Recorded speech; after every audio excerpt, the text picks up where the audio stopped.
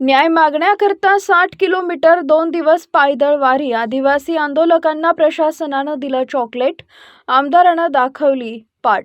चिखलदरा तालुक्यातील चौरियामल, मौरगड, आकी, सोनापूर, रुईफाटा, धरमडोह, चांदपूर, टेंभुर्णसोडा ते तेलखार, बोराळा ते गिरगुटी, खोगडा ते धामणगाव, गडी देवगाव, वस्तापूर, कुलंगणापर्यंतचा रस्ता अत्यंत खराब झाला आहे. काही किलोमीटरचे काम निकृष्ट दर्जाचं झालंय, तर काही रस्ते डांबरीकरणात कामात मोठा भ्रष्टाचार होत असल्याचा आरोप सामाजिक कार्यकर्त्यांनी केला आहे. या संपूर्ण कामांची चौकशी करावी, कामं सिमेंटप्रमाणे करावे अशी मागणी होत आहे. काही नवीन रस्ते काम करून 2 दिवसात उखडले. त्या मागणीकरता 2 दिवस 60 किलोमीटर पायी चालत आंदोलकांनी उपविभागीय अधिकारी बलवंत अरखराव अचलपूर यांना लेखी निवेदन दिले. रामबाबू दिहीकर यांच्यासोबत शिष्टमंडळांसोबत एसडीओ यांनी चर्चा केली. जिल्हा वरिष्ठांचं मार्गदर्शन घेऊन 22 दिवसांनी मीटिंग घेण्याची वेळ दिली आहे. त्यामुळे हे सिद्ध होतंय की भ्रष्टाचाराची मुळं किती खोल आहेत. मेळघाटचे आमदार यांनी सुद्धा आंदोलनाकडे पाठ फिरवली आहे. आंदोलनकर्त्यांना चॉकलेट दिल्याच्या चर्चा ऐकायला मिळाल्या. पायदळ आलेल्या आदिवासी नागरिकांची कदर नसल्याचं स्पष्ट झालंय. खरंच भ्रष्टाचाराला आळा बसणार का हे पाहणं आता गरजेचं आहे. Maharashtra star one chief bureau Premdas Taide, Melghat. आताची अपडेट आहे.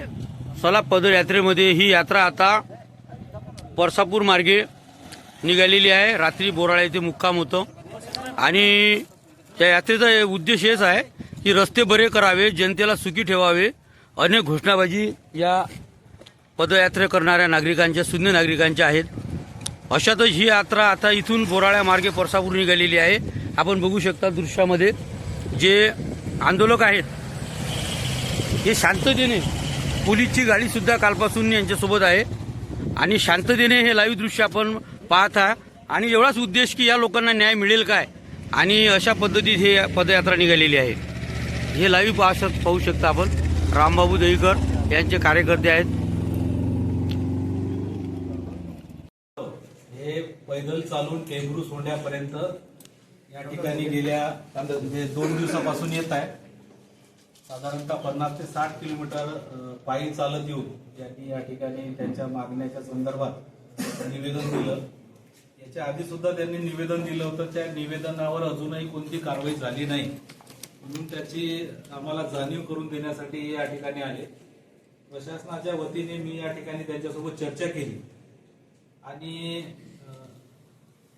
जे महानगरपालिकेच्या निवडणुका सुरू आहे त्यामध्ये बरेचसे अधिकारी हे निवडणुकी कर्तव्यावर असल्यामुळे आपल्याला ते उपलब्ध होऊ शकले नाही, म्हणून त्यांच्या सर्वांची चर्चा करून निवडणूक झाल्यानंतर या समस्यावर पुन्हा एकदा चर्चा करण्यासाठी आम्ही सर्व विभागाचे अधिकारी आणि या गावातील सर्व हे आंदोलनकर्ते पुन्हा बसून यांचे समाधान करण्यासाठी प्रयत्न करणार आहोत.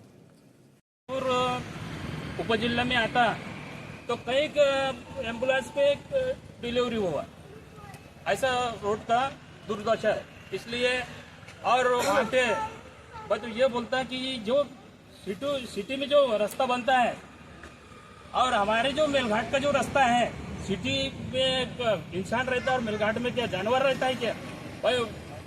उसी कारण से टोंगले भर का जो गड्ढा है, आज वो गड्ढे में कई लोगों का एक्सीडेंट हुआ और कई लोगों का हाथ पैर टूटा, कई लोगों का जान भी गया.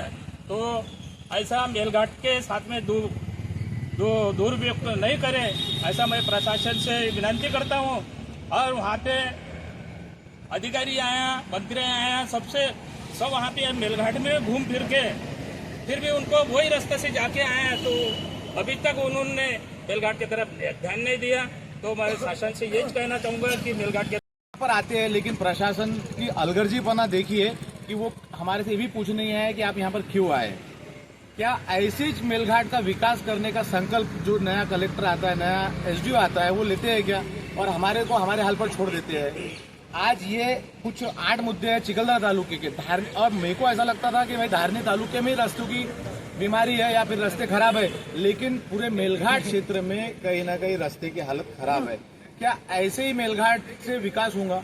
और मेरा सवाल यहाँ के हमारे माननीय आमदार साहब इनसे भी है, खासदार साहब इनसे भी है, और जो लोकसभा में सांसद राज्यसभा से गए हैं उनसे भी है, और सभी तमाम जिले के आमदारों से है कि आप आदिवासी के ऊपर जितना भी हमारा जिले में निधि आता है और वो खर्च हमारे आदिवासी के नाम पर हो रहा है, और आज हमारे को रास्ते की दुर्दशा को लेकर यहाँ पर पैदल आना पड़ रहा है। हम इतने नाकारा हो चुके हैं क्या, या फिर हमको मेलघाट से कोई लेन देन नहीं है? इसके लिए जो भी कारणीभूत है उसको शासन ने और हमारी जनता ने कड़ी से कड़ी सजा देनी चाहिए। और मेरा सवाल एक और यह है कि जहाँ पर पहले रास्ते और एक तरफ से उन्होंने हमारे को वो जंगल से हकल रहे हैं, फिर वहाँ रह के हम क्या करेंगे?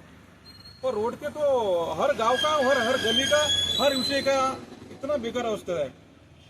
मैं शासन से इतने करूंगा निवेदन कि हमारे रोड हमारे मेलघाट के लोगों को शांति करो। और हमारे एवले जी ने बोले ये अगर हमारे में जो जाग गया ना हम, तो हम जाग गया तो इनका बेकार हाल हो जाएंगे।